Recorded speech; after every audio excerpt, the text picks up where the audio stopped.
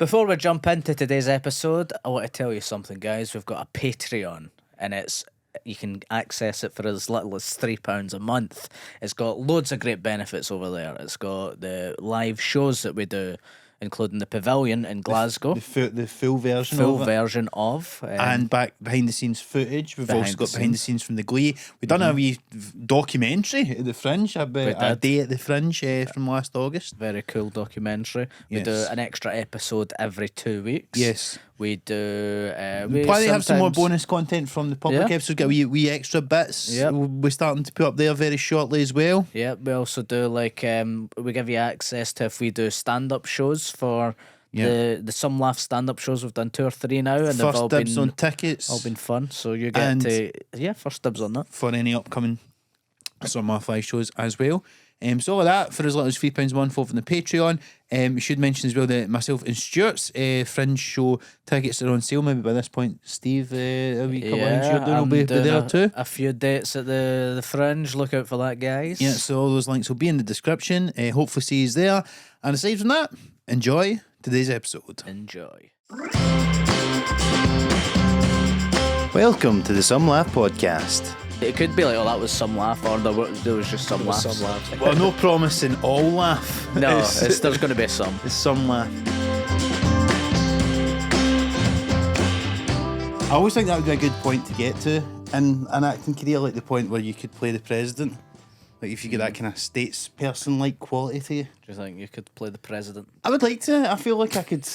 Like a prime minister and prime minister. I think prime minister and But what's your American accent like? not bad, right? No, but let me hear it. Let's hear it. Let me be clear. That's my Obama. That's my Obama. That was all right. Let me be clear. Let me be clear. Kermit the Frog was the president. Let me be clear. That's David Tissonis. There's a cat in Iraq. I don't know. Anyway. It's not right. Can you do an American?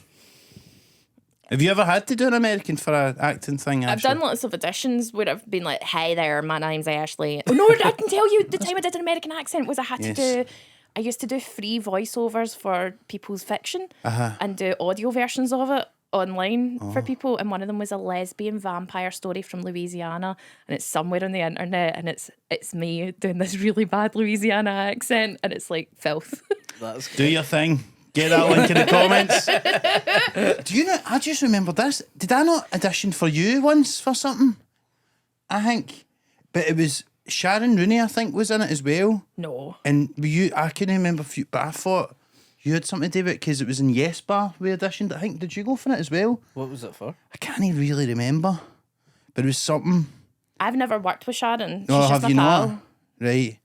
Aye, maybe it was. What was the role? I can't remember. It was something that maybe she was in or something. I can't remember what it was. Did you think I was there? No, but I just had a vague memory of that because I think I remember speaking to you after it or something. But Maybe we both auditioned for that something. might have been what it was actually. Because you auditioned for the pilot of Dinosaur That's right. to play my uncle. That's right, yeah. Didn't know if you'd know about that. Steve gets cast like about 20 years out of his age range. Like, Graham, I know. We and literally had a conversation last night where we were like, if we get a season 2, we need to get a part for Stevie in it. Amazing, I'll do it. that would be 100%. good. You would have been good as the brother. He would have been good as the brother. That guy's good though. That's Yeah, the brother. David Carlisle He was was really good amazing. in that. Because the uncle thing was they said that you had to play younger and older, so it was like when originally when you were meant to be a wee girl, and then it would be an uncle, and then when Yeah, but you that were would have been so weird. Imagine. Did you go? Did you see for the series? Did Steve go for the same part as Greg Hemphill? Playing your dad. Play your dad. I don't think we even auditioned that. Greg had auditioned for another part, and then I had saw him, and I was like, if that's an option, can he play my dad? Oh, 100%. Just send them the still game DVDs. Like, I want this guy. Yeah, exactly. Yeah. What other part did he play? He auditioned for the part of the guy at the museum, the smarmy guy. Aye, sure. the boss. Yeah, All right. yeah. Nice. No, he's perfect as that. Perfect as that. But he came to my school when I was 18 and did a talk. Aye. Really? And it was like the most magical thing in the world because I went to this very elite private school in the south side of Glasgow called Hutchie that I hated. And I think I was That's where the fucking First Ministers come from, by yeah, the way? all of them. And I worked in a chip shop, so I was the only person who like worked in a chip shop after my school. So I had like a little chip shop tabard that I would take with me, and everybody was really horrible.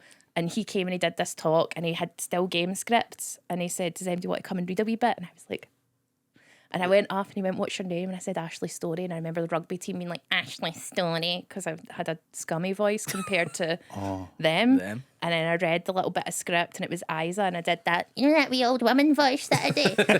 And everybody laughed, and it was the first time they'd ever laughed at anything I'd done. And he was like, oh, kid, if you want a job when you leave school, you can come to me. Amazing. And it was like, I felt like I was flying. And so when I got the opportunity, I was like, I want Greg Hemphill in this. And he's so good. We had breakfast the day before we started filming. He's like, imagine I'd been a cunt to you. I know, and funny enough, you're fucking getting him a job now. That's That's amazing. Did he remember that? Yeah. a real that's so full circle moment. That's lovely, isn't it? Yeah, he's great. I love Greg. Yes. So we should probably say, Ashley, so you are here to promote Dinosaur, which is your new sitcom on the BBC Yeah. And Hulu. and Hulu. Yeah. Yes. That's amazing. That's mad, isn't it? Yeah. How you feeling about I it? feel like I'm with vomit. I've been a notorious underdog my entire career, and I've loved it very much. You can get away with so much shit when you're an underdog. And And now then you're now under everybody's scrutiny. looking at me like, do something. And I'm like, I can't. Well, before we get into that, because you're talking about there, like that thing with Greg in school, but did you not start stand-up when you were like a kid, basically? 11. That's crazy. What do you talk about when you're 11? I did. It was all so inappropriate. It was all so inappropriate. Was it written by you? Yeah. Just using the still game scripts. It was worse. It was so bad. Really? Yeah. Can you remember any of the stuff you saying? I would like do jokes about Barbie, which is now like you can't do that because everybody fucking loves Barbie again. But when I was a It'd be kid, relevant. It's become topical once again. I did jokes about feng shui because my dad kept joining cults when I was little. Really? But he wasn't joining cults because he believed in cults. He would take me to different religious organisations for free food. All right.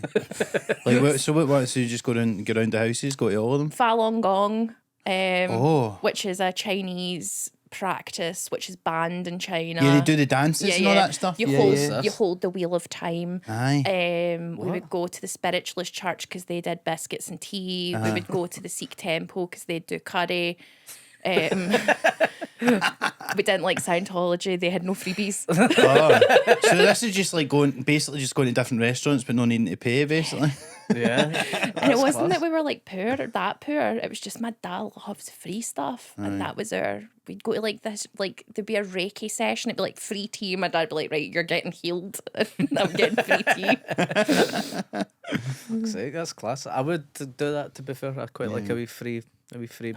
Free curry sounds good. Skinflint, Stephen is. My dad, you know what you know what, like you go to like jongleurs, I don't know what it's called now, but you'd go to your jongleurs and It it'd be doesn't like exist now. It's Yeah. shut down. the hen parties and the glee. They'd Oh, be the like the Glee, hen yeah, parties yeah, and stag sure. parties, and they have like the t-shirts. My dad would go up and ask like the hens if they've got any spare t-shirts because he'd wear it for like years. He wore a t-shirt with just like a blonde woman wearing a pink cowboy hat. I've got no idea who she is. Wore it for years, just cutting about. I wouldn't do that. I don't think I'd go that far. Oh no! Why would they have spares though? Because they were like handing them out to people, like, "Oh, do you want to join our hen party?" And he just, He was like, aye. yes. And he's one of it's like now sometimes after a holiday or something, and people like they kind of never stop going on about it. He's like that with that hen party, even though he wasn't on it. He's like wearing the t-shirt for 10 years. One day, put it in the washing, and it just turned completely grey. And he took it out, and he went, "Oh, she must have died." That's Sixth Sense. I and that was sort of like, thing. or they've divorced. He was like, "There's some message behind What this." did your mum think of your dad walking about with a t-shirt with a woman's face on it? I don't know. They got married when they were teenagers, and I don't think it's too late now to get divorced. So they put up with each other. So you had a lot of material for when you were 11, basically. Pretty much. So where did you perform? What kind of gigs were you doing? Blackfriars. So So like actual State bar. gigs? Yeah, they'd shut the pub so that I could come in. So the bar would get shut because I was underage, and I would come in, do my 10, piss off. I opened the Improv Club in London when I was like 12 on its first day my with God. Omid Jalili. That's insane. And the worst thing was my mum was trying to be a comedian and she wasn't getting any gigs. And I was like this 12-year-old, like, Really? So this is the start of your mum's career. This happened. she's just at the start of her career, yeah. All right. And I was like, oh, I want to be a comedian too if you're a comedian. Right, because I thought it would have been like she had a name for herself and you were kind of coming along and doing stuff. She was just new. All right, wow. Yeah. And then I did the Fringe when I was 13, my first Fringe. A full run. Yeah. Fuck's sake. No wonder you don't want to do it anymore. But what was that like? So you done a full run at the Fringe, doing an hour every day? I did an hour show, but it was like part talk show, part stand up. Right. So I did a show called What Were You Doing When You Were 13, where I would interview comedians about what they were doing when they were 13. Yeah. I have no recollection of any of this. I have blacked it all out, and I have been to like therapy, and they're like, maybe we should dig into that. I'm like, maybe my brain's protecting me. No, Yeah. maybe I don't want to remember whatever bad things happened during that Fringe. Thank you. Could you not remember your first gig or anything? No. I guess it's like when you're a kid, like you just do hundreds of mad stuff, and it just all kind of blends into one a wee bit, doesn't it? So I don't like, care. I know. Yeah. Do it, and then suddenly you hit puberty and you're all self-conscious and like, don't look at me. Yeah. But so see, when you went back to stand up as an adult, then how did that kind of influence or affect your sort of relationship to doing stand up? I don't think it influenced it because I'd been around stand-up even though I'd left. Mum was still a stand-up comedian and I had to tour with her, so I'd done like looked after her in Adelaide, looked after her in New Zealand, and done Glastonbury and worked at festivals and still worked in the periphery of comedy. Yeah. And just all that time watching comedy, you know yourself that stand-up, the best way to learn stand-up is just to watch stand-up. Yeah. And that's all I did for my entire life. I didn't have friends. I didn't fit in anywhere. So my mum would have to take me to jonglers and I just sit in the back of jonglers like at 15 with Ali McCoist. Like, Was that what McCoy's did that? he used to go to jonglers all the time. Yeah. He used to go to jonglers and then he would, this is dead bad, but he would like leave his drink and I would be like, well, Stealing his drink. stealing vodka Red Bulls. McCoy stood in the body Red Bulls. Yeah. Fucking hell. That's amazing. That's wild. That's a great showbiz stories right there. Off the bat, straight away. Oh, Julie and Ali McCoist. Oh no, I've got loads of them, just all my famous pals. Aye, I bet you do. Ali. Big Ali. Big Ali. I like Ali. Ali's a fan of the podcast. Is he? Well, no, he likes He's a fan of Steve. He likes one or two clips. Aye, he's like. Does he love you? Does he know about your wet mouth? It doesn't know, by the way. Can we speak about this? Yes. Because I just got a flashback to you saying that people were commenting about the wet mouth So- and you deleted the comment. Yeah, I did. Did you think it was me? No. With my So we were Finsta? out about 2 weeks ago at this thing, and you said to me about this. So can you explain what this is? Way back when Stephen first started comedy, my mum doesn't remember anybody's names. No. And she'd be like, that wee boy with the wet mouth. And I'd be like, who? And she'd be like, the wee boy with the awful wet mouth. He's just constantly swallowing spit. And he is. How do we not know this wasn't CMB? Because it was you. Because I pointed at you and she was like, I him. And then I just noticed it and I was like, he is always going, I do not. Because the thing is, right, This is. I wouldn't. This is slander. I didn't even know that could be a thing, and it was. And you said that the other week, and I was like, oh my god, because about a month ago, somebody commented on one of our TikTok videos saying that guy's mouth is so wet or something like that, and I was like, and then I looked and I thought that must be Steve. Why did you think that? because you've got a wee wet mouth. I don't. I just done Do it you know there, what? but It's good that you've got a wet mouth. You're like Pavlov's dog. salivating all the time. That's not a good thing. I don't think I've Because the got a thing wet is, mouth. what you meant to do about it? Nothing. Just You can't don't do anything lean about it. into it. This is what I was saying to him. He had to drive me here because do people know where you film this? We try and keep try it and keep under it wraps. under wraps. Right, we keep under that. To this luxurious studio location in the heart of Glasgow. Yes. When he was driving me, I was like, you should become a serial killer and that could be your calling card. It's just like pouring water in people's mouths. The wet mouth murderer. Just salivating to the mouth. Because so I don't bullied him too hard about his juicy mouth. But I never even thought it was a thing, because then I started getting self-conscious, like, oh my god, have I got a wet mouth? No, What's you've the- got another thing. All right. What does your mum call me? What's his You thing? did once say that I had asymmetrical hair, though. Remember you do. tell me that? That was You do. fine, you know. But I've got a cow's lick. I know that. I know. I do. That's not something I'm unaware of. No. I'd rather that than a wet myth, to be fair. I'm not getting a TikTok comment. That guy's hair is really asymmetrical. It's just the things that you notice, and then it's one of my favourite things about you. I'm constantly complimenting you. I'm always telling people you're the best comedian in the world and have a wet mouth. And that's but Do you know how hard it is to do comedy when you've got a wet mouth? I was saying to him, I was like, you don't have a unique selling point. This could be your autism. You're not getting a BBC series based off of the fact you've got a wet mouth. It's a great title for a sitcom. Wet myth. wet myth. Well, it's a big mouth, isn't it? Yeah. But then Wet mouth. I don't think there's enough people who also have wet mouths that are like, I'm finally being represented by Guys, this get guy. in touch. Do you have a wet mouth, and do you want people to know about it and appreciate it? Because you Don't must think have to anyone- swallow so much more than normal people. I don't realise it though, because sometimes I'll get a dry mouth when I'm on stage if I'm nervous. So, but then, like, how do you Then you get explain rid of that it. if it's so wet? How does it go dry? Do you know what I mean? I don't. If it's so wet, how does it go dry? That's what I'm asking. Ashley plays a scientist in the thing, but she isn't actually one in real life. No, I play a paleontologist, which play- is a difficult thing because I struggle with a word specific to. Here's a question, right? There's a bit in the sitcom, right? Oh. And they went, your character's like going, right, the dinosaur spines, we think that they might be like, we know that helped them like live or whatever, but they might have had another purpose. Yeah. How based on scientific fact is that, or is that just something made up? No, it's like I did so much research on dinosaurs, and I'm so disinterested in it, and I don't care. Mainly, what I looked up was how big are dinosaur penises, and then tried to put that in it, and they were like, "You can't talk about Why a not? T-Rex's 10-foot cock." Sorry. And I was like, Because there's a bit I would in- imagine the dick would be small like the hands. well, there's a debate. It's like an actual scientific debate. It's Is like it? there's a huge range from like 6 foot to like 3 inches. Nobody knows. I mean, imagine you had a 3-inch dick when you're a T-Rex. That's so good. Be tough.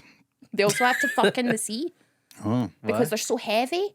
They might crush each other. So some dinosaurs would have to go into the water to have sex. That's cool. I've done that once in Inappropriate, but it wasn't as fun as you would think. Did you think you were going to crush someone? No. For different reasons. It was not the same intention. Was she tiny? Not problematically so. Did dinosaurs have wet mouths? Is that That's season 2. That's going to be Stephen Buchanan's character as a scientist who's just focused on the wetness of dinosaurs' mouths. I was inspired to get into dinosaurs after I knew that they were just like me. Well, they might have some animals have like poisonous saliva. I think that's like is that not a thing? So maybe Again, I'm not a scientist. you know about this. You've done the research. I'm sure that's a thing. Like for if you're like allergic to cats, it's usually the saliva rather than the hair and Oh, is stuff. it? So if you get the wee spit on you, so maybe. Maybe that's. I mean, I don't know Do you what. let a lot of cats lick you? Is that why you've got a wet mouth? Is this like when Batman That's like another- got bit by a bat or something? It's deceiving because cats have wee dry tongues, but they've got really wet mouths. So maybe I'm like a cat. I'm like a cat. Yeah, like I guess it's But- Steve know was about once this? famously described. No, I can see it. I can feel it. I was described by another comedian in a green room as a cat that can't get comfortable.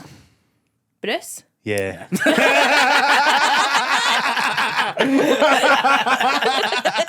He's like a Fuck's little cat that can't get comfortable. Oh, that should be a game you play. Just quotes from comedians and guess guess who who it said it. That is a good game now. Do you think any others? Jerry said you have got a wet mouth. We already know that. Oh, she adores you though. That's nice. Yeah, good. Yeah, no. I get that right.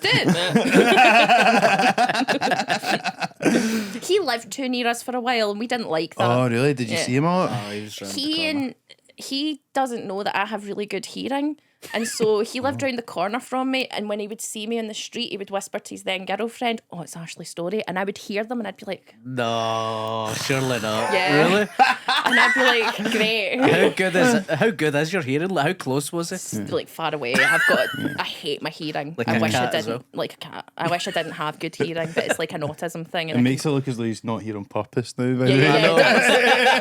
It really does.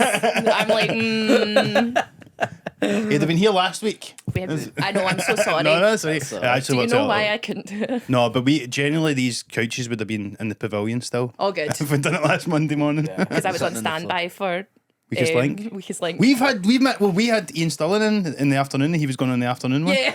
Yeah. It's like Grado cancelled it 10 times because he was in fucking The standby Weakest for Link. Weakest Link. So it's my favourite show. I need to do it. I need to do it. I just love standby work. I've been on standby for so many different things and it's money for free. I love it. Yeah, I done it for Dog Ate My Homework. I did it for House of Games Oh, for like 3 years. that would be good. Yeah. I'd like to get on I that. know. I get asked if I would like to be on standby for it, and I didn't even make the cut for that. It's the games. You're standby for the standbys. Hi, no, I was. So genuinely, It's a bit of a nightmare. You have to have like 5 outfits ready to go because they film 5 episodes in a day. right enough. I'd be up in there, so.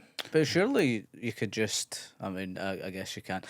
Can you just, if you've done the podcast, could you just be like, I need to leave right now? And go No, and do because it? they need me. The reason why I'm on standby is because I live close to where they film it. So if I'm in where this place is, I won't centre be of able to. Glasgow. Yeah, I would be too far away. Okay. Fair enough.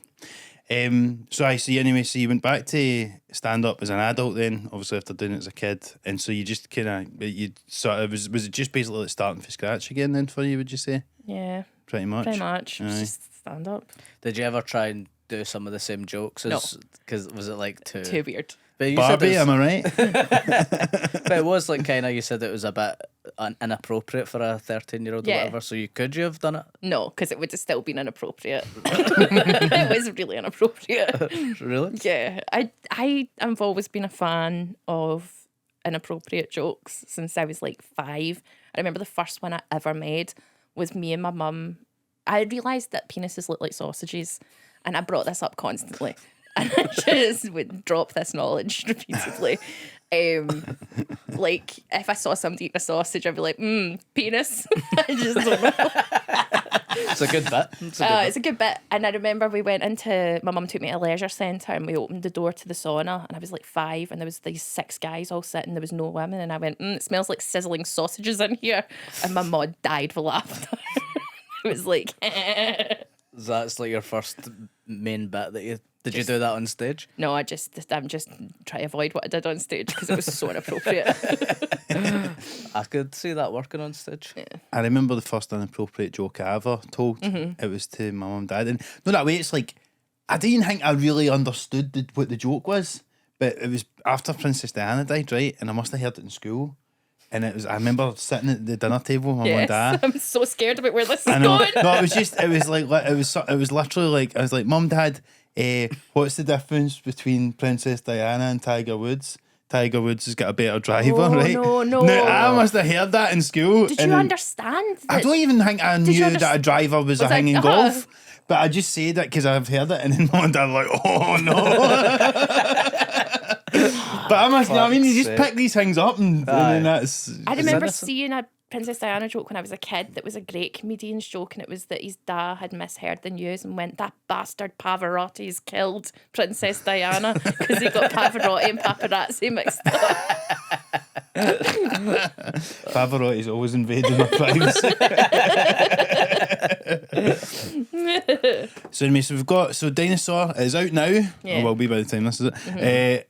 Dinosaur out now, 6 episodes. I remember when the pilot was on. Yeah. Yes. And it was like a kind of, I feel like a lot of the pilot kind of had condensed what's in the series kind of thing. Is that right?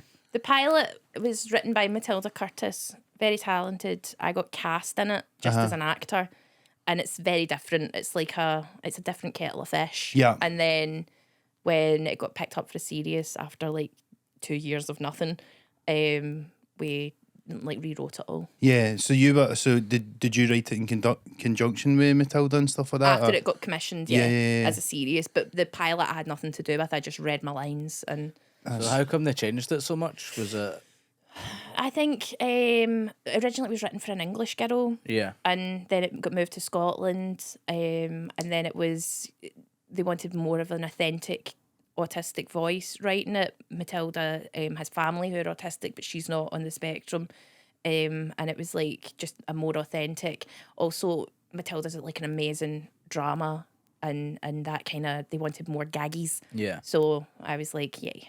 I was going to say, like, comparing the pilot to this first episode, it's a lot funnier and not in a bad way. Like, it felt like the first one was like more of a comedy drama, Yeah. but this is like an out and out comedy. I would More say. on the side of comedy Yeah. for sure. I felt like you're acting in it as well. You're so much more you in the series, whereas in the pilot it was maybe like slightly different. But I felt like you really like your authentic self kind of came across a lot in the series. Yeah. So what was that like then? Kind of that process of putting together the scripts and stuff like that, and also like just sort of, I suppose part of it is I suppose trying to shine a light on the experience of like an autistic person and try to I guess make people who are not neurodivergent or whatever understand what it's like for people with autism and things like that. Is that right? Or Yeah, I think it's just like you'll know yourself that your best bits of comedy come from like being really honest and like really true, authentic things are the funniest types of things. So that was like my first thought always was like, this is going to be funny because it's real. Yeah. And then after that, it was like, how can I don't want it. I think sometimes people write about autism and they write about what they think autism is because it's a big spectrum. There's lots of different things. And I ain't going to write about somebody else's experience because I don't want to get it wrong. I can only tell my experience and then other people can relate to that how they like. And I think that's the best kind of place to come from. And that was the main objective. totally. Yeah. I thought it was quite funny, and I think it was one of the first or second episode, and Evie and its partner, who she's getting the fiance, says when your character brings up having autism, you're like, don't say it, and he's like, it's a superpower. Yeah. Is that a thing that people just say all the time Yes, to you? it makes me insane. Fern Brady's got the best like response to it when she says like, unless Marvel are making a film about a woman who talks at you for 3 hours about Sylvia Plath, it ain't a superpower. But it's like that. It's not a superpower. No, Wet Mouth Boy would be a much better superpower. Just drown everyone. But I thought that because we had Fern on talk about a book and stuff like that as well, like a wee while ago, and obviously she talks about her experience of autism and stuff like that. And that I thought what was really interesting in Dinosaur was there's the episode where you meet Sanjeev Kohli plays Evie's fiance's dad in it, and it's like obviously he's quite kind of posh guy and everybody's dead worried, but for me that whole episode kind of was like almost was showing that, you know, because there's that term masking, isn't there, for autism, like you need to kind of mask to try and appear like, you know, normal I suppose, but then it's like I think that in that episode really comes across how much all of us do that to an extent. To lie to try and, you know, impress you know, father-in-law or somebody that's say a different class or whatever. It's just, I think that's the rub into it, is we're all pretending. And I think that if you can kind of apply, you know, the feelings of you've had as a neurotypical person, but you know the times you've had where you've kind of had to hide who you are to impress somebody or be good or to do a thing, then you kind of can apply that and empathise with somebody with autism, because that's what we are doing all the time. Yeah. That's their every day. That's like every day going to school, I had to be like, how, and I, at the time, I didn't know I had autism, so I just thought everybody was getting up and being like, how do I do this? I'm going to try and be normal. And that's why I kind of hate green rooms and comedy. Yeah. Because it's just awkward.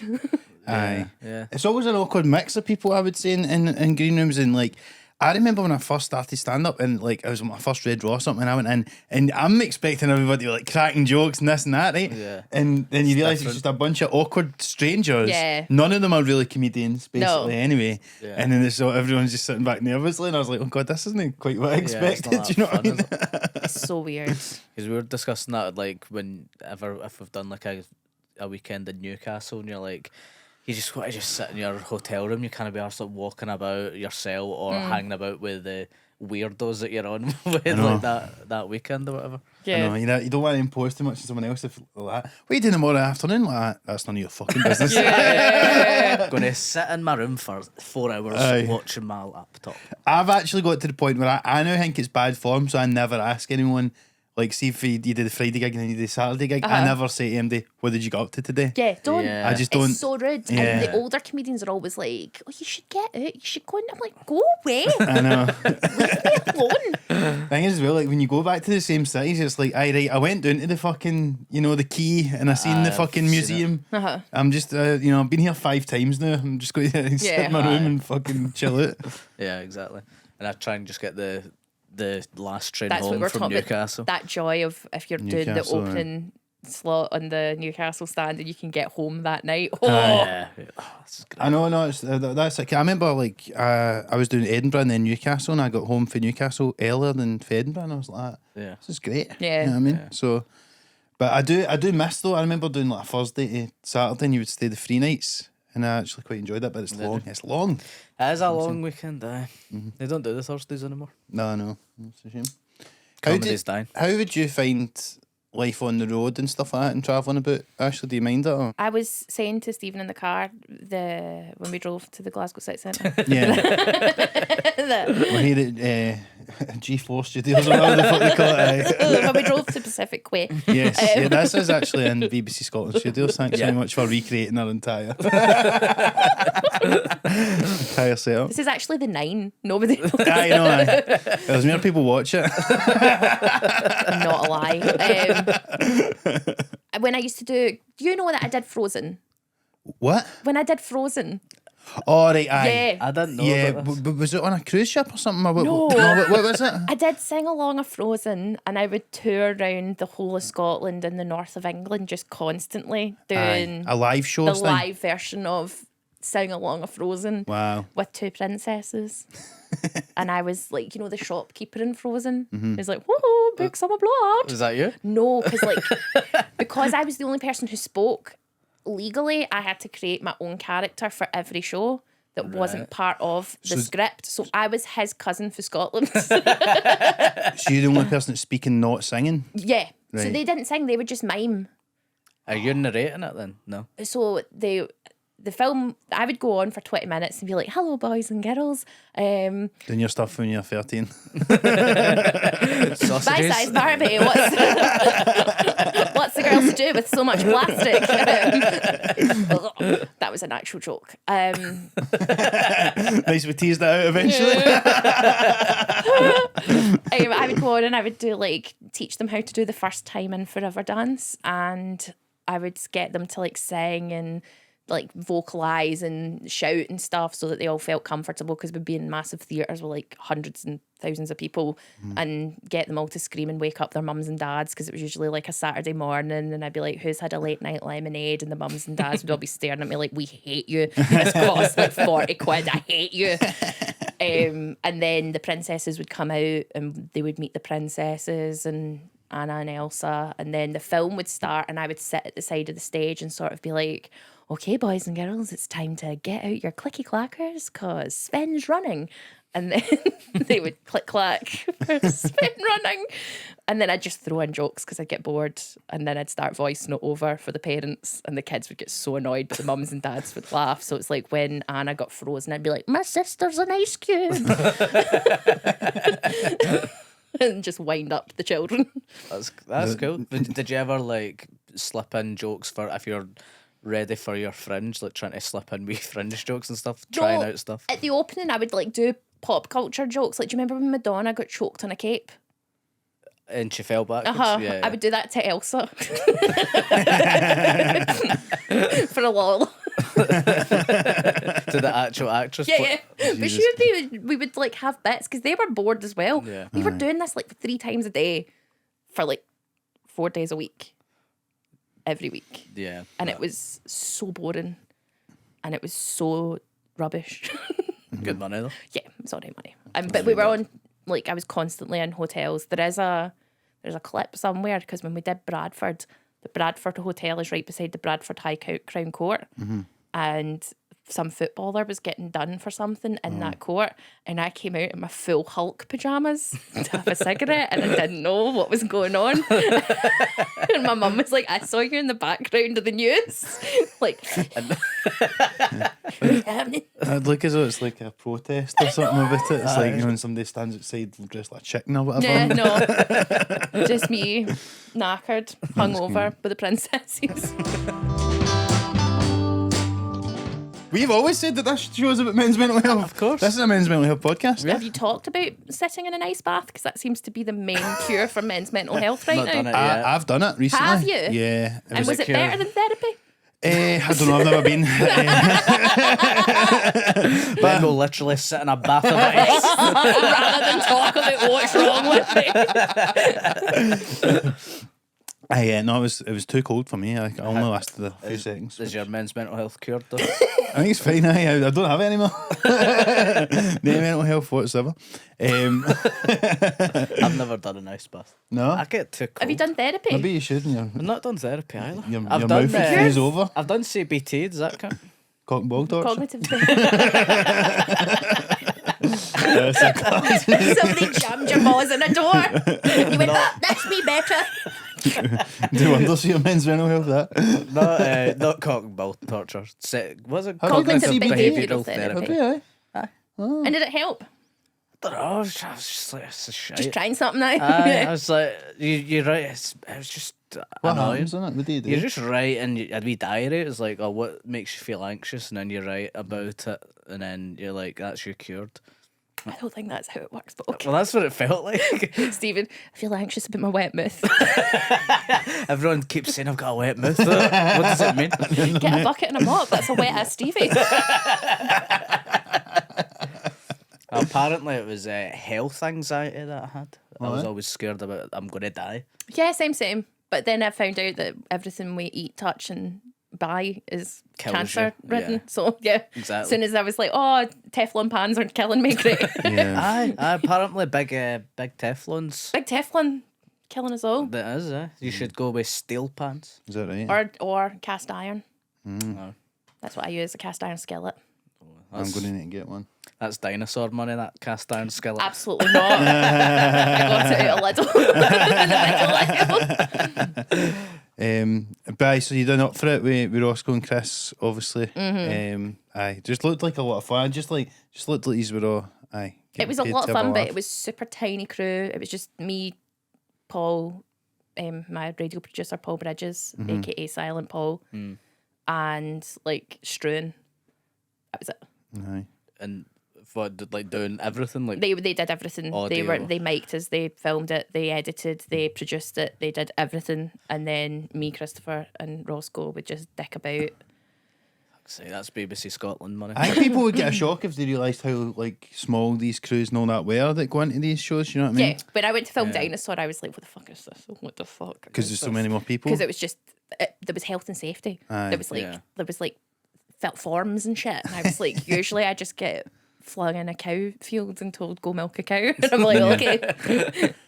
So what was the I'd be just more interested about writing for the show and then and acting in it and stuff like that. So like, And what was the process with that? Because you wrote it with Matilda. Yeah, And is she based in London? Is that right? we did I did writers' rooms where I'd go down to the two brothers' offices and sit in there, and we would essentially we would beat out the whole 6-episode arc and have like A story, B story, C story for every episode, and kind of work out where you want everything to go. And then once that's all kind of set down, then you write scripts based off of like the plan you've already made for each episode. So by that point there was like a layout for each episode, and then Matilda wrote 1, 2, I wrote 3, and then a girl called Kat and a girl called Robin worked on 4, 5, 6 Right. Okay. with Matilda. yeah. So you would like write your own episode rather than write the same episode together, or would you like take a pass? I wrote my own episode 3, and then I took passes on all the episodes just before we went. Well, I took passes on 3 of the episodes before we got to filming, and then during filming, if like Greg was like, I don't like this line, I would like rewrite it on the set on the hoof. Aye. Right. And I suppose with your own lines and stuff like that as well, you could sort of maybe put it more in your voice and all this kind of stuff. More in my voice, but also like just if I thought something funny. Like the Danny who plays Ranesh is so funny, Aye. so funny, and he would pull stuff out, and I'd be like, I really want to react to this, and I want to like, I want to. Yeah, some of the reactions in it from like the first episode when you first meet him are so funny. It was like him saying all these mad stuff, and you're just like trying to not like call him a cunt, but it felt like Yeah, which no. was really funny. But it's like the line when he's like, "How do you even know you're alive?" And then I'm like, "'Cause you're breathing." That was just Yeah. something I said, like, because I right. couldn't hold it in. I was like, "'Cause you're breathing." And That is then very the sort of thing you would say. yeah. And that got kept in, and there's just lots of that. There's lots of weird physical jokes as well. That's the thing that you don't write down. There's like a bit where Danny does like this thing to Kat's face, and he got that from Face Off. And it's like a reference to Face Off. And then there's also a bit in the first episode where I'm doing like, you can't see me. And I was wondering if that was the John Yeah, Cena yeah. thing when you done that. Aye, the bowling bit, and you go that.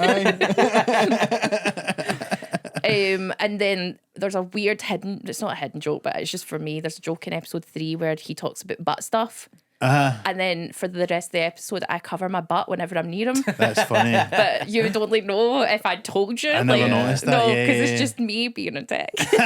That's great. The wee old guy that works with you in the office. Yeah. Just reminded me. I was like, that could be Raymond Mearns, easy peasy. I thought like if he could have been cast as that guy was really good. Yeah. but like, I love Mearnsey. I constantly want to write stuff for him. Yeah. I think that he's one of the most funny, talented. I just love how he knows so much about so much shite. How you edited him was so funny. With just the proletariat. I love him so much. You couldn't just sum him up with one thing. It's just know. got to show the whole. the lessons of the stage An immediate and terrifying. I'm so gutted when I brought that up with the live show. I was trying to get that in at some point. I just forgot. But yeah, I wanted him in it. But Jim Kitson, who plays Declan, is also autistic. So it was like important to have also representation of other neurodiverse actors and actresses. Totally. Yeah. Aye. Yeah, that's fair. No, it's great. I really loved it, and well worth checking out, guys. Out on 100%. what you can get it on iPlayer in the UK. It's going to be, I think it's the 14th it's on BBC Scotland, the 16th on BBC 3 and the 19th on BBC 1. Nice. Don't know why I didn't plug in. We'll get them later, but I was like, what have we done? no. Sweet. What I was meant to say as well, it's even cool that it's all shot in Glasgow as well. Like, Yeah. Because like you were saying, the pilot did feel like it wasn't written really for Glasgow, Yeah. but there was, because it was even like I'm sure, I don't know if I'm making this up, but there was like, they were like, oh, down by the river, and then it was like walking along River Kelvin or something like it. The geography didn't make sense of it, and I was like, Yeah. it didn't seem like it was written by a Scottish Also, person. that was filmed like in lockdown. Yeah. So there was only so much we could do and only so many Aye. places we could go. And it was like they essentially took out the Grosvenor Hotel because it was shut. So they just booked out the Grosvenor Hotel and the whole cast crew, everybody was just bubbled in there. And then we would go out and film and then go back to the Grosvenor Hotel. Right, that would have been weird filming during Yeah. like COVID. It was mad. And it was a lot of testing, a lot of like, Because were you like quite anxious during COVID as well, Yeah. like, in terms of yeah. I'm gonna die and all this? I got so fat during COVID that I was like, just from like panic eating, constantly just panic eating and not leaving the house. And I knew it got bad when I got like stuck in my desk chair, and I was like, "Fuck, I need to buy a new desk chair or go on a diet." I'm not sure which. I did both, but it was bad. But yeah, just being able to like put that sort of authentic Scottishiness in it. And I think one of the things for me, and I mean no disrespect to my forefathers, but something that's always bothered me about Scottish telly and film is the Scottish telly film voice. Yeah. That's not like how we talk. Aye. But it's us trying to talk better so that Yeah. English people can understand us. Yeah. 100%. And I just decided no. Aye. And so I feel like Dinosaur has a lot more of a naturalistic sound. Yeah. Like people sound like how they sound. Aye. Exactly. And that was like everybody agreed. I was really lucky because Hulu, who are based in America, were like, okay, do it like that. And I guess for them, if because they're American, they might have said like, no, we want this to be really clear, over the top Scottish, so we can understand it. but they were very generous with understanding that that's not actually our language or our life. Yeah. You know, like, ooh, rip-de-doo. Aye. And that was a big fight as well. It was just I was constantly fighting against Scottish stereotypes. Well, there's none of the Scottish cringe that I suppose is what they talk about, Yeah, but no, Yeah. it does all come across really naturally. It's funny to talk about the accent actually, because I thought at one point I really noticed the lassie who plays Evie you were chatting, and she sounded dead like you. Yeah. And I was like, that's a really interesting choice, because like if she's her sisters, obviously you would sound the Yeah. same. Yeah, exactly. And if you watch the pilot, none of us had the same accent. Aye. My brother, my sister was played by an English girl doing Aye. a Glasgow accent. My Yeah. brother was played by a great actor called Brad, but not Glaswegian. So it was a very odd thing, and that's something that bothers me a lot. Yeah. And when we did the series, that was like really cool. It was just everybody did kind of sound like a family. And I loved that Sanjeev was like a mad English guy in it. And usually it's like an English guy playing a Scottish person. So I was So like, you noticed yes! that? You saw that? You enjoyed that? I was like, yes! That was a very deliberate move. Was it? Yes. There's also a good bit in the last episode, and it's like just Greg and Sanjeev kicking about. I'm like, this is just fucking Victor in the I video. know. That was so nice. We filmed the big engagement party dinner on like the day of the 25th anniversary or the 20th anniversary of like the launch of Still Game. Wow, And that was very cool. nice that's wee moment there. Eh? And Sally was great as well. Your mum in it. Yeah. She AKA Scarlett. Scarlett for River City. We done a short film with Neve, the director of Dinosaur, the other week, and she was in it. She's great. She's so good. She's so mad. I love her so much. She's amazing. She will have pictures of you on her phone. What do you mean? That's her favourite thing, is to just sneakily take photographs of people, and then she'll like send it to you one day and be like, I took this when you weren't looking, and it'll be some picture where you're like mid-comment. Snipers coming down Yeah. the roof. Because such a wet move. Oh, I've drawn my specs. Hold on. There's Put that on the internet. that's fine. There's the episode that he's got to Rothsay as well. What was that Yes. like to go and film there? It was a dream, Mark. Did you have to stay there then? Yeah, I used to work in Rothsay. Did you? Yeah, my uncles all went. It's where all dodgy gangstery guys went. I see. In the old days. And so I used to go there when I was a teenager and work in my Uncle George's pub that was they called it the Esplanade. That I now know that word is pronounced Esplanade. And that we were saying it wrong my whole life. But I used to work in the bar there and stay there at weekends. And I loved it. And there used to be a arcade. I don't know if it's still there, but there was an arcade under the restaurant, the hotel, and it had a claw machine that you could win watches out of, right? And I was like so good at this machine. Like I was a savant at this Cleaning them claw out. machine, and I used to clear it like all the time. My uncle would give me 20 quid and go win all the watches, and then I'd bring them back, and all the old guys in the pub would get watches and they'd be delighted. Were you And selling them? pretty much. And then I got banned by the guy who owned the arcade from playing the watch machine because I was too good at it. And I told everybody this story before we got to Rothsay, and they were like, all right, cool. You're like in a Scottish version of Rain Man here, basically. Let's not draw comparisons that are problematic, Mark. I mean, it's literally you get banned for a fucking casino. Many people have been banned for playing things they're good at, not just an offensive portrayal of autism. Fuck's sake, Jennings. This is life imitating art. That's what I'm saying.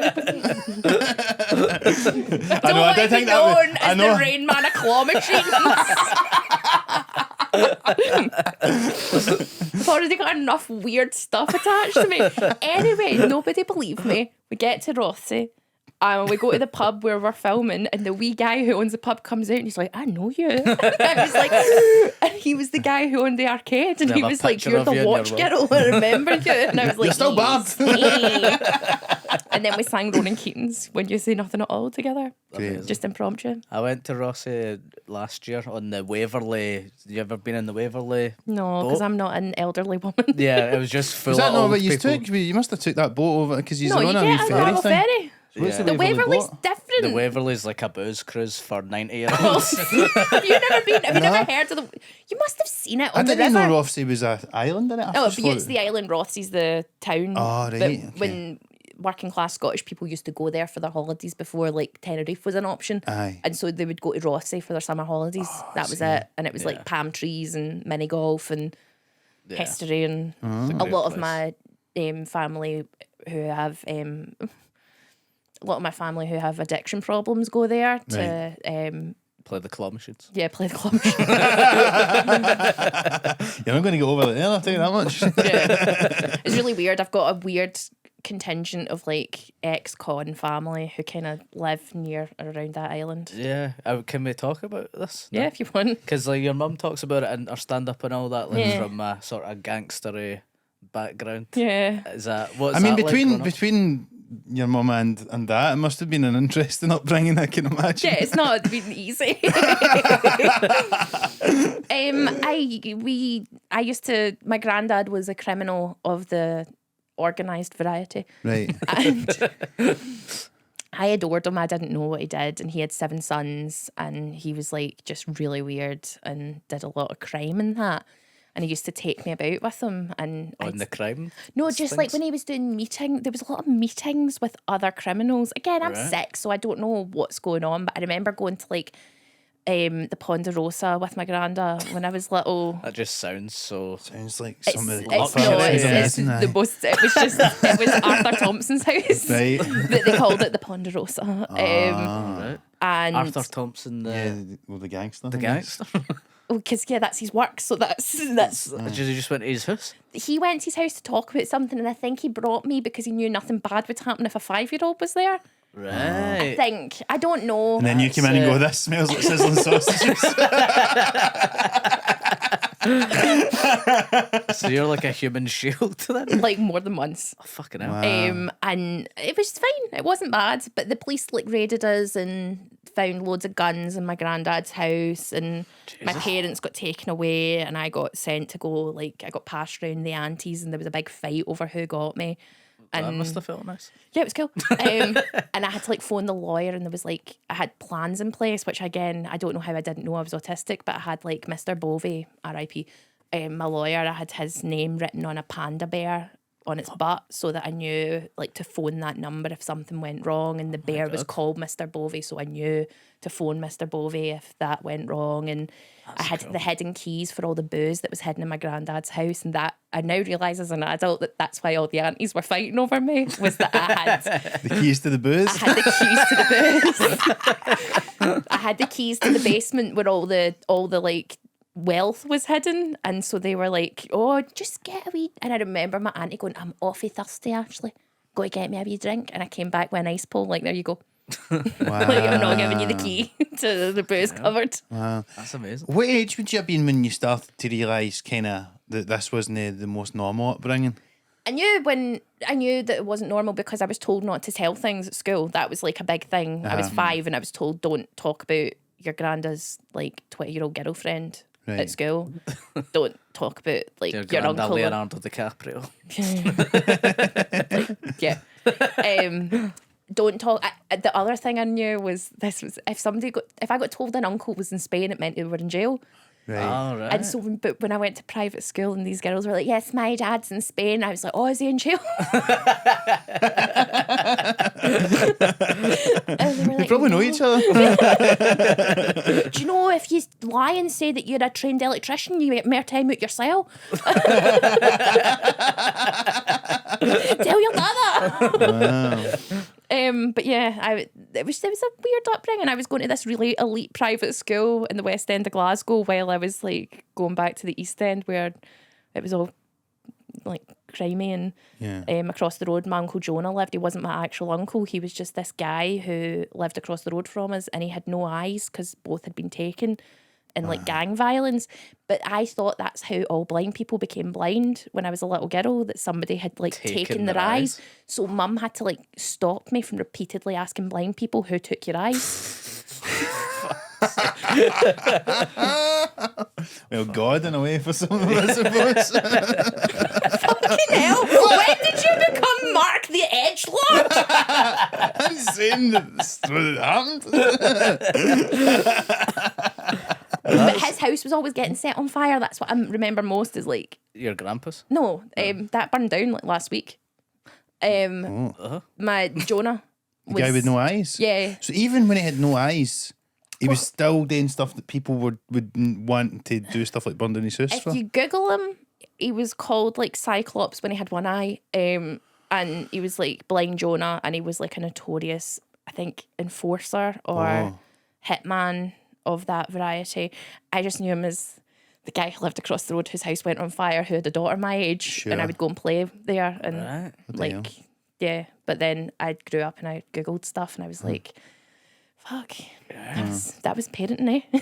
That's insane. So forgive me if this sounds insensitive, right? Oh my But- God, no way no, from Marc and Steve. But see, because of that upbringing, like, so do you think it maybe took you longer to realise you had autism or to look out for a diagnosis because you thought, oh, well, I've just had a weird... Yeah, 100%. That's not insensitive. 100%. I thought, oh, I've just got trauma and weird stuff from all the weird stuff that happened to me when I was little. Yeah. And that's it. Which completely makes sense. Which completely makes sense. Yeah. But then when I went for a diagnosis, it was almost like, yeah, why would you think you didn't?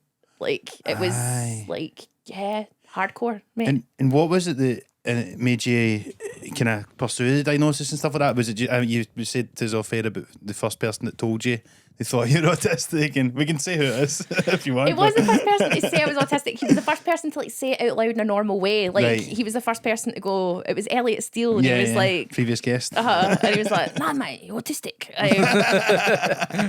And it was very nice and very comforting and very assuring. But I just wanted to get diagnosed because I wanted to be able to either I was, and that would explain a lot of stuff, or I wasn't, and then that would be a worry. Like maybe I've got a brain tumour or something. Do you know what I mean? Yeah. Like I was panicked about my brain and how it worked, and I knew now that it didn't work the same as other people's brains. And now that I'd like, especially in comedy, when I would speak to people and they'd be like, "No, that's not how I think," and I thought that everything in my head was normal until I said it out loud. And just for people that might not know, are just interested as well, like, so what kind of stuff did it explain to you about what you're doing? And like, you know, when they say about why didn't you think? So what were the reasons that they said that? What was the specific examples of how it kind of manifests for you? Or How I talk, how I like the way I talk, specifically the words I use, how I describe things isn't typical, is kind of odd. I didn't know that. My hands, my jazz hands constantly going, and it's something I'd always like tried to like work on to hold in, especially when I would do like wee bits on telly or something. I'd be constantly aware that I was fidgeting and doing strange hand movements, just like how my brain connects things, pattern recognition. There was a summer I thought I was psychic because I just guessed loads of shit about people, and I didn't know that was just, I was just very good at recognising patterns. What did you guess? Like I told this guy at summer camp, I was like, "Are you adopted?" And he was like, "Yeah, how do you know?" I don't know how I knew, but I just knew. Right. yeah, And it was weird. just get like, yeah, you can just let it's a perception thing, like you can just get heightened sense of that, and then Like a detective. Like the mentalist. yeah, and also you're more likely to just say it to the person as well. Yeah. Oh, yeah, that's the thing. Yeah, I forgot that bit. Just saying inappropriate shit constantly. Like, you've got a wet mouth. I just can't hold it in, and I should, but I just feel compelled to say everything I think. Yeah, but I think like, and I got this impression when I read Fern's book and we spoke to her as well. But like, I think it's like one of those things where it's almost like that kind of, we spoke about that as well, the Emperor's New Clothes thing of like, it's kind of like. But you're right. It's not. It's just that I think we all in society kind of get a wee bit used to these wee white lies and no saying what we really think and all that sort of stuff. And then you're just there going, no, but this is this, and everybody knows this is this. Why isn't it no everybody saying it, kind of thing? Yeah, and it's really, there was like times, I'm not going to repeat it, but there's times in comedy where there was things going on and nobody was talking about it, and then I talked about it, and I was the one who said it, and then everybody else was like, and I was like, but we all know it's going on. We all know it's happening. Why are we all pretending it's not happening? It made no sense to me, and it still doesn't make sense to me. Yeah. It doesn't. Injustice as well is like a big weird thing. I feel like I think there's a lot of injustice, and it like grinds in my gears, and yeah, I get hung up on it. Plus, there's just all the hyperfixation stuff, like. The amount of like Star Trek. Well, I was going to say And William Shatner. Yes, the William Shatner and then, cardboard like, cutout. Yeah. And then Harry Potter and like the screeds of Harry Potter fan fiction I've written in my life that are all hidden on a computer. Is that right? Yeah. What kind of stories have you got? Is fan fiction always sexual? I just get that. I mean, we were all thinking it. Were we? That was the most wet question you'd asked as well. If you listen back to that, ladies and gentlemen, like, is fan fiction always shit?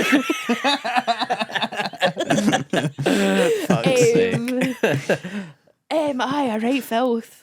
Wow. Really? Is it Yeah. always sexual though? It's not always sexual Can for it other just be people. your- For me, yeah. I just really enjoy writing smart, and I enjoy reading smart. I read an awful lot of it, and it's like my therapy. Do you put it out? Have you put it online and stuff? There No. is certain accounts on the internet Really? that people will never Burner find. accounts? Yeah. But during lockdown, this will never get posted, so I can talk about it. During lockdown, I just became really fixated on writing this in-depth, not sexy in the slightest, very technical fan fiction about how they could film a version of Love Island with Harry Potter characters, but mainly how magic affects cameras. Right. What do you mean? In Harry Potter, it states that magic affects electronics, and I just became really Magic does affect it. Yeah, that's like you can't use a phone in Hogwarts. So then I'm like, how am I meant to contact my mum and dad if I get to Hogwarts? Because they don't have a fireplace and they won't allow an owl in the house. So I just became like really fixated on like weird The minutiae technicalities of and that. technicalities and the bureaucracy of the wizarding world. Why did they not allow? Why does it affect technology? Surely that seems like it's a. It's all made up. I'm assuming What?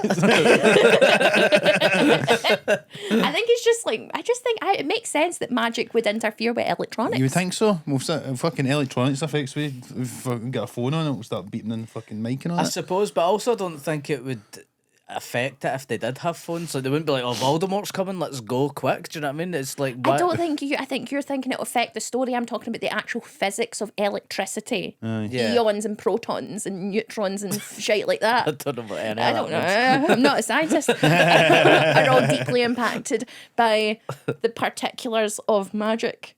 means. Right. So how would you get a camera to work in that sense? That's true. There you go. So I need to- counted it on Grammarly, and it's 2 War and Pieces. Two, so the The two, length of 2, You wrote this and it's the about length. about just about. how magic affects electronics. No, just about if Love Island had Harry Potter people on it and it was magic and how that would work. What about the woman who has the camera and it's moving images for the profit? Yeah. Could she just do that? God, we just had Dean Stirling on as well. We could have asked him on us. Is he in Harry Potter? He's in Love he's in Love Island. You got so excited there. I made such a cunt of myself in front of Ian Stirling. Wow. I love Ian Stirling. This is an autism moment. I was trying out a thing at the BAFTAs where I was like trying out a new greeting. What was your, Is this what the was kind of thing that you need to think about, like trying out new greetings Yeah. and stuff? I was trying out a new thing. I thought it'd be cool, and it wasn't a greeting. It was like I was saying bye to people, and it was my friends, and like Rachel Jackson was there, and I was like, "Don't guzzle too much, cum." That's Take it not this as a. that's You not the met him more great- than once after this yoga thing you were talking Yeah. about. I'm getting a poor ready remembering this. And Ian was there, and I love Ian. And like last time I saw him, he was showing me a magic trick, and I forget that people are different in Have you different any environments. electronics near you? People are different in different circumstances, whereas I think I'm the same consistently. And I met, and I was like, "Oh hi, Anne." He was with a woman from Love Island, and I was like, "Oh hi." And first of all, she went, "Well, I didn't actually audition for Love Island. They sent me a private message." And I joked and went, "Oh, they sent me a private message as well because they were looking for like a big fat lassie to correct your grammar." And she stared at me and was like, "Did they?" And I was like, No, they didn't. And she was like, "Don't call yourself fat." And I was like, "Well, I think I can call myself whatever the fuck I like because it's me." And then she went to leave, and I went, "Don't guzzle too much cum." And she was so deeply offended. And Ian was like, "Oh, that's Ashley. She's just like that sometimes." And I was like, "I've got autism." She's just like that sometimes. "Don't guzzle too much cum," I shouted at her. And you know that's like something she probably worries about. And you thought That's this good was advice. a eh? good. You end up with a wet mouth if you do that. Tell you that much.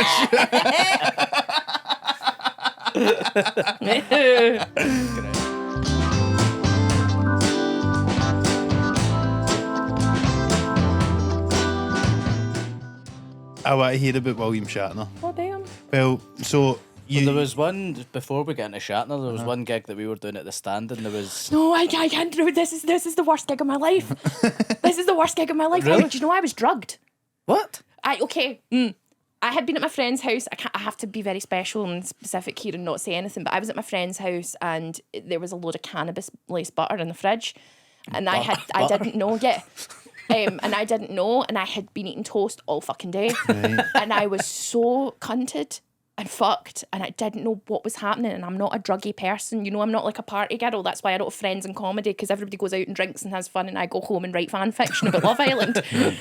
So I had eaten all this cannabis butter, and he phoned me when I was walking from his house to the Stand, and he was like, you owe me 150 quid, like you've tanned this fucking butter that was like laced with THC. And I was like, got to that gig, had a full-on panic while I was on stage because I saw the hologram doctor from Star Trek Voyager in the audience, thought I was hallucinating, ran home in tears. And then I got a was, picture yeah. with them Ran afterwards. home in tears. Then he messaged me and went, oh, you missed the gig for Star Trek. He was in the audience. What's his name? Robert Picardo. Aye. Wow. Played the doctor and the hologram doctor in Star Trek Voyager. I thought, I've eaten that much cannabis. I'm having Hallucinated. a psychotic break, and I'm seeing the hologram from Star Trek in the audience. What are the odds of that? That's crazy, isn't it? Amazing. It was horrible. It I was, don't remember you having a bad gig though. oh, it was awful. I don't know. I thought I know it was, for me it was awful. Yeah. It was bad. I didn't like it. But And like, also I Suppose was if you spent your life masking, you can hide that you've had too much cannabis butter for 20 minutes on stage or something. Could you? I was Well, Steve thinks so. I couldn't remember you like off your face or anything. no, I was just talking really slowly because I was really worried I was talking fast, but I wasn't. So I was just being like this. And also staring directly at the man who I thought was a hallucination.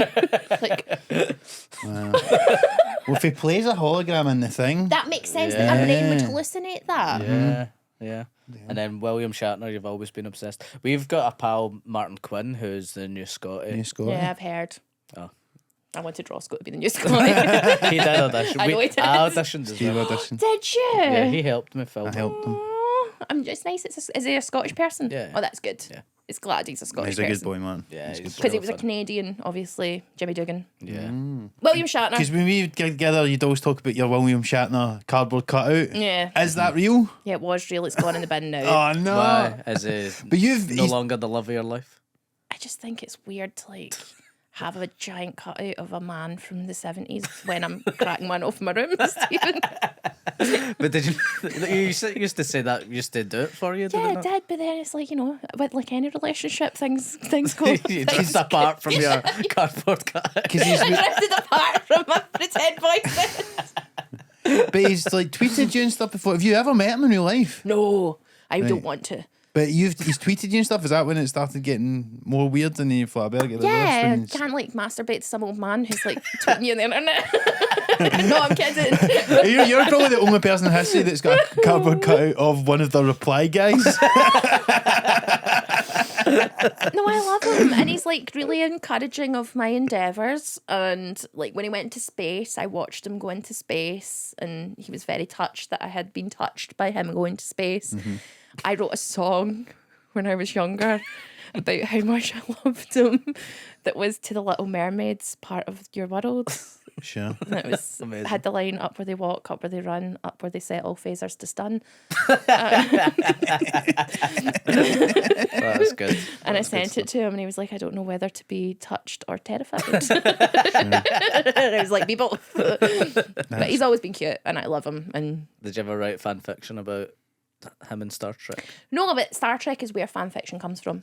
Oh, is it? Is Yeah, it? the original fan fiction was like from zines that were essentially like wee middle-aged women like writing wee Star Trek stories. It was usually about Kirk and Spock Yeah. shagging, and Nice. yeah, so where the term slash comes from to mean gay.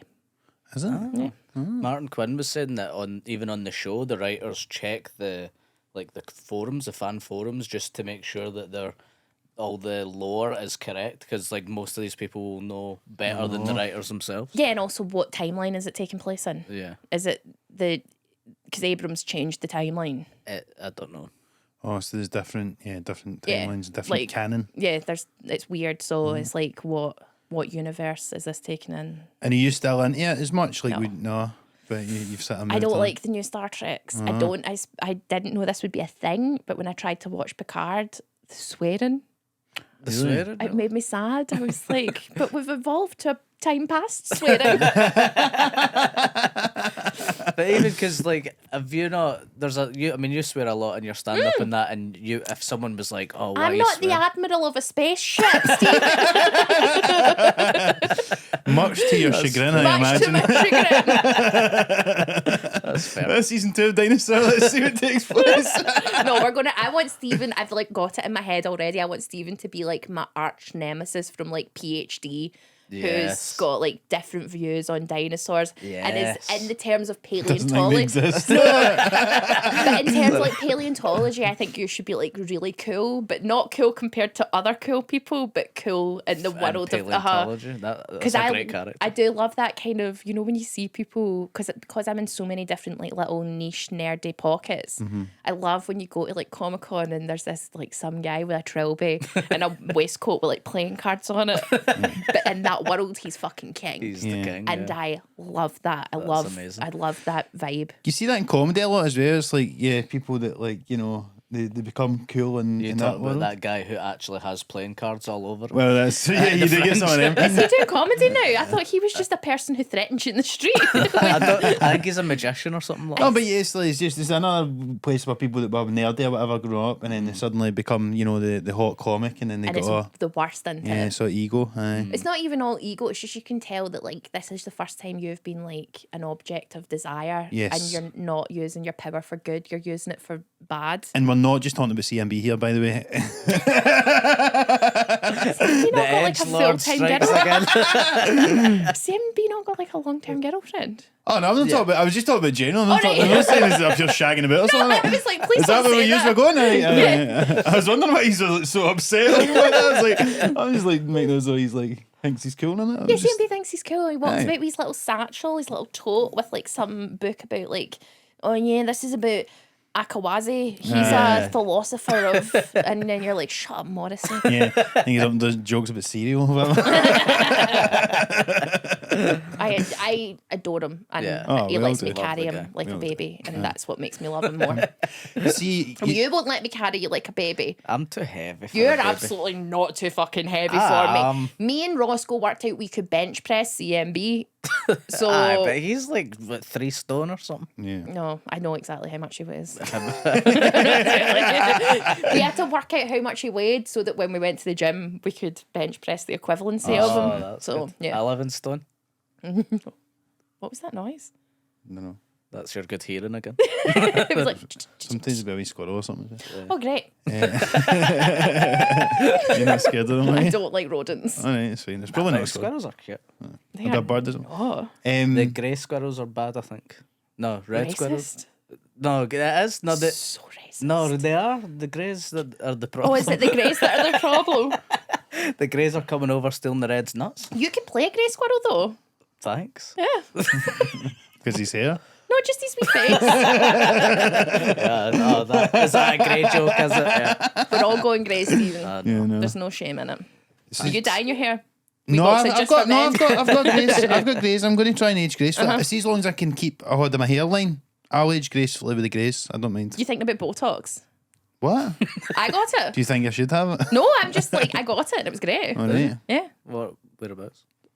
Where do you think, Stephen? I don't want to answer. One tit. Just so I can see the difference, like a variable scientific experiment. No, I'm going to just try. I just mean it's not noticeable. No, I just got it on my forehead. Oh, no. Can you do this? Yeah, I can now. It's wore off. But it was great. No, it's good. For the brief space of time that it froze my face, I felt great. But you need it for acting, don't you? You need to be able to do that. I don't know, I play an autistic paleontologist. Actually, can we just have all Botox, please? See, you talk about fan fiction and stuff like that, and Comic Con and that type of thing. I was wondering, see, because you've had that relationship with like people like William Shatner and that, you've got that kind of, you had a cardboard cutout of him. See, people that come to your shows and that are fans of you now, how have you had that the other way where people are really into you, and do you attract maybe? Are some of them like quite obsessive types or anything like that, or a wee bit, because I get a lot of neurodiverse people who are really keen. I think the weirdest kind of fan base, it's not weird, it's just the strangest kind of relationship. I don't know anybody else who has this, because of my ma, and because I've kind of been raised in comedy. Yeah. Lots of these people have known me since I was like 11. Sure. So they feel like sort of like parental ownership over me. Yeah. And it's like, I'll see them and they'll be like, oh, I've known you since you're a babe. No, I'm so proud. And it's a different kind of Yeah. relationship. It's a very strange but also adorable, but it's odd. There's no like rule book on how to kind of handle that thing where people kind of feel like they know you, and it's like a parental, like they're your aunties kind of thing. Yeah, because you know everybody wants to rebel against their parents at some point, but you'd be effectively rebelling against your audience. Yeah. Yeah. No, I can't say anything bad about her. They go, Yeah. oh. And like and then so you got that, and then obviously there's people that like maybe like a younger audience and stuff like that they relate to you as well and stuff. Yeah. So very nice mix, I would imagine. No, I did a show last night and it was a very weird mix of like really, really young, like gender non-binary, brightly dressed, like funky kids who are very young, and then like my ma's pals. The weirdest interaction I had is that when I was just at lockdown, I was at my heaviest and I was really sad, and I was doing a Facebook live stream and I was like crying on my live stream, like and I went to the gym, and I came out the gym and there was this woman just driving past me, and she was like, "Have you tried the keto diet?" And she just thought, "Oh, there's a fat woman, I should give her advice." fuck's sake. And I was like, "What?" And then she like turned round and she's like, "I've been driving about here looking for you for hours," and then handed me a pile of books. Hi, Rona. It was a very weird. And Stuart's across the door. Fuck, there's Ashley Storrie. And I could kind You're like, what was that? of, it made me insane, and they did it every time they saw me, every time, and it meant that I couldn't pretend to not see them. And that was like, if I see people in the street, I just pretend not to see them and just walk home. I don't want to stop and talk to you on Great Western Road at 10 o'clock at night. And it's like, oh, hi. And then it's awkward because I've heard her go, "It's Ashley Storrie." And Probably shouldn't put any of this in. I fucking did my tits in.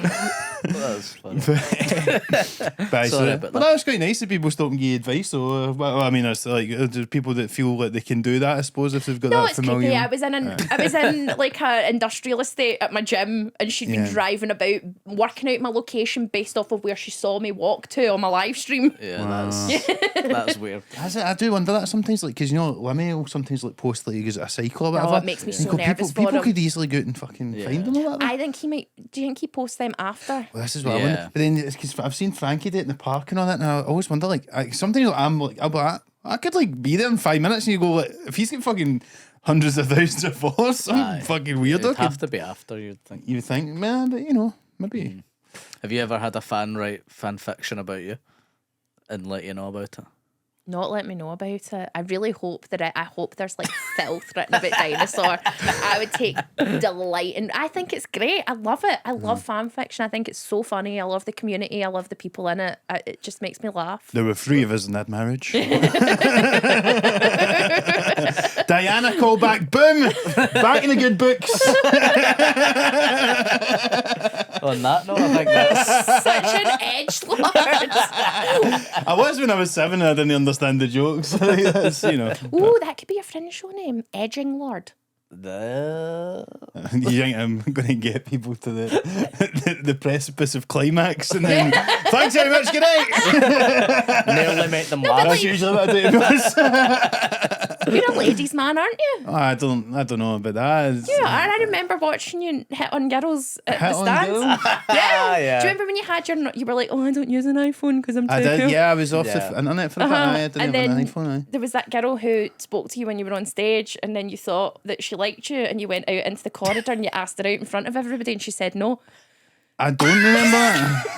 I remember I it will vividly imagine it. because at the time, Have you blocked this from your memory? Aye, evidently, aye. Like your entire childhood stand-up career, I block at every rejection. it was brave though. it was like there was all those people stood there, and you were just like, I mean, I wasn't on stage while I done this. I don't think. No, you were on stage flirting with her, and then we went into the corridor while everybody was leaving. That's a long time ago, by the way. And you had your little flip phone, and you were like, "Do you want to put your number in there?" And she was like, "No." Oh man, that's crushing. I know, it's not. It was brave. Yeah, that's good. You've got to shoot your shot. You shoot your fucking shot. Sometimes I you shoot. respected you for it. I mean, I laughed so hard, but then I was like, and because I'm tall, I could see over everybody, and I could see your face, and it was like sad, but it was like, oh, but that was brave, wasn't it? Fair play. You've got to do it. But you're a ladies' man. Evidently not for that fucking story. Not that lady. But you've got like statistics and that on your side. What? What do you mean? Are you Like asking how if you shoot your shot enough times, Yeah. that's Aye, well, you know, statistically, and you're non-problematic. Well, I hope As you so. do it. So I just think you should lean into the sex appeal. Right, okay. Well, Edging Lord. Be the- I'm trying to sell you this name. well, tickets are just on sale for the Fringe, and I probably do have still time to change the name, so come and see that. What's this it one. called? So I was going to call it. Years ago, You when can't, I worked in the call centre, right? Yeah. I thought if I got out the call centre, I would do this show and I'd call it Jenko Unchained. and I told them that, right? And they all laughed at me, obviously. And said that's a bad idea. Yeah. Yeah, good. But this year, I had to come up with a name and I hadn't really thought about it. And I just thought it was kind of funny, but it is problematic, of course. Yeah. This is the thing. But I think it is a good name. If But it you- wasn't the connotations of slavery and all that. And it's not about But anything, you it's didn't just. call it that. though. I've called it Marxism, where it's CES. And is it about Marxism? No, it's about, but the idea is like, it's just, is his it's my Marx. philosophy on All everything. right, very cool. It's actually alright, isn't it? Yeah. I still think Edging Lord is a great That's next year's show. Yeah, next year. Skyrimming. Well, maybe we'll call it, maybe when we put the special out, we'll change it to that. But I do think that about covers it. Ashley, thank you very much Thanks very much. Thank you for joining having us. me It's in been this so much fun. luxurious studio Aye, you're down by the riverside. welcome anytime. Yeah, that's it. Right, BBC Studios. The geography isn't working out, doesn't isn't it? quite work out. That's No, like the it pilot of Dinosaur. That was the joke. I was just pointing out for the people who are falling behind, alright? Thank you so much for being here. Thank you for finally allowing me on your podcast. I've been fucking raging about it and seething for literally months. I've been like, every time I get a news, or you can look at my comments on Instagram, every time like, oh, it's coming out on Hulu, I'm like, oh, well, maybe I'll get on the Comedians podcast now. Can I Maybe be honest? that'll be me famous enough to get on their fucking podcast at this point. I wasn't sure if you were leaving the house, Ashley, still after COVID. Honestly, that is partly the reason. How And we also, laughing. it was Stu that didn't want you on. So that I knew it. Fucking knew it. was good, lad. That wee fucking wayfate, oh, I've had a glow up. Fuck you. Hunter's a wee lass. He's like, oh, he's gorgeous. Hey, listen, story of my life. Anyway, Ashley, where can people find you once again? Where can people find Dinosaur? It is out now on BBC iPlayer. It'll be out now on BBC iPlayer and Hulu, and you can follow me on Instagram. And you can also listen to, I do a podcast with Nikki Chapman about Midsummer Murders, Amazing. the official Midsummer Murder podcast. And where can people find your fan fiction? If you know, you know. And people can follow you at Ashley Storrie. Yeah, on Instagram. Can I say hello to Grace? She watches this. Hello, Grace. Stuart wasn't here. She's the one she fancies. Stuart. She met him. I introduced her to him. And Grace, she's very nice. She's Grace. She was a runner on Dinosaur. She's very sweet. And she was like, "Oh my God, can I meet Stuart?" And I was like, "This is Stuart." And she walked up to him and was like, "Last time I saw you, you were drunk in Hawaiian blowjobs," and then ran away. Nice to meet you, Grace. No. Nice, yeah. Kind of. Thanks a lot for joining us, Ashley. And as ever, please remember to like and subscribe on YouTube. Give us a 5-star review on Apple Podcasts and Spotify. And you can follow us at SomelaugHpod on Instagram, TikTok, and Twitter. And send any question you've got to the email address, which is somelaughdpod@gmail.com. Thanks a lot for tuning in, guys, and we'll speak to you very soon.